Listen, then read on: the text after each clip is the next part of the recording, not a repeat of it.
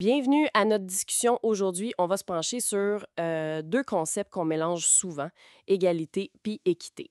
Salut. Oui, c'est ça. Égalité, équité. On entend ces mots-là partout, mais les sources qu'on a regardées montrent bien que c'est pas pantoute la même affaire. Exactement. Puis l'idée, c'est de voir pourquoi, pourquoi traiter tout le monde pareil, c'est pas toujours juste finalement. Ouais. Puis ça touche à plein de débats, là, en politique, en éducation, partout. L'égalité, c'est plus l'uniformité. OK, on parle de là. L'égalité, c'est le principe simple, même traitement pour tous. Même droit, même devoir. C'est très républicain. Ça vient des Lumières, là, Locke, Rousseau. C'est ça, c'est comme la base, la règle générale. Mais l'équité, elle reconnaît qu'on n'est pas tous sur la même ligne de départ. Mhm. Ça s'inspire plus ben, d'Aristote avec sa justice distributive, ou même de John Rawls plus récemment. Lui, il disait dans le fond que des inégalités sont OK seulement si elles aident les moins chanceux. Puis, une de nos sources donnait un exemple intéressant là-dessus, sur le financement différent des projets culturels selon les régions. C'est une application de l'équité, ça. Tout à fait. Puis c'est là que ça devient, que ça accroche un peu. L'idée que donner la même chose à tous, ça règle tout. Les lectures montrent que non. Non, c'est clair. Il y avait un exemple avec l'informatique dans les écoles, tu sais. Donner les mêmes ordis partout, dans des milieux très différents, mais ça réduisait pas le fossé numérique. Des fois même, ça l'augmentait. Exact. C'est le piège de l'égalité juste formelle. Si tu tiens pas compte des conditions de départ, tu peux, sans le vouloir, renforcer les inégalités qui existent déjà.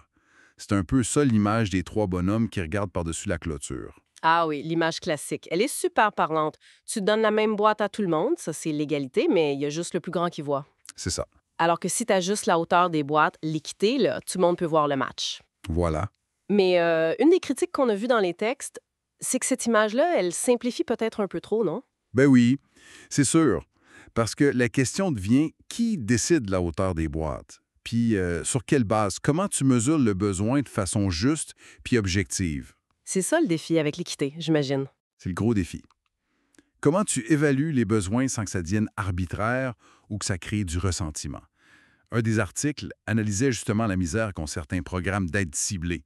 Définir qui est éligible, c'est un vrai casse-tête. Puis ça fait souvent chialer. On le voit bien dans des cas concrets, genre en éducation. Oui, Le programme Pareil pour tous, c'est l'égalité. Mais si tu offres du soutien plus poussé aux élèves qui ont de la misère, là, t'es dans l'équité. exactement. Ou en justice, la même peine pour le même crime, c'est l'égalité de principe.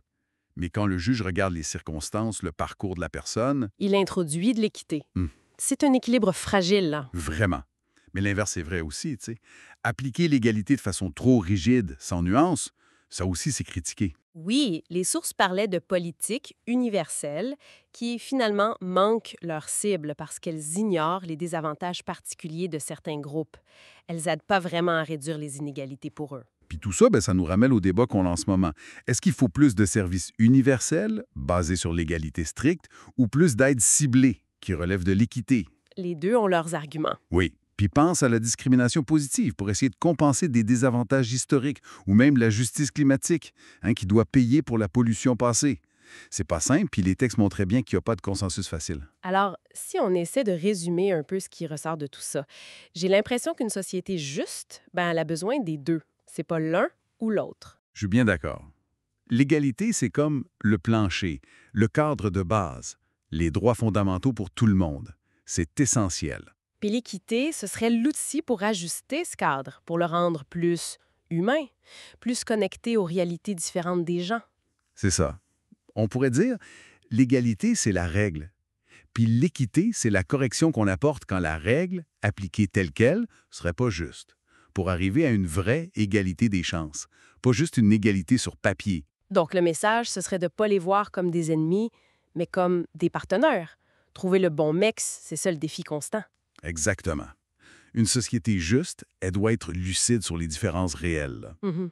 Puis ça, ben ça nous laisse peut-être avec une question chacun de notre côté. Au-delà des grandes lois puis des politiques, comment on applique ça, nous, dans notre vie? Ouais. Ben, au travail, dans notre communauté, même dans nos relations. Comment on trouve cet équilibre entre traiter les gens pareil, puis tenir compte de leurs besoins spécifiques? Où est-ce qu'on met le curseur, personnellement, pour être vraiment juste? C'est une excellente question pour terminer. ça donne à réfléchir.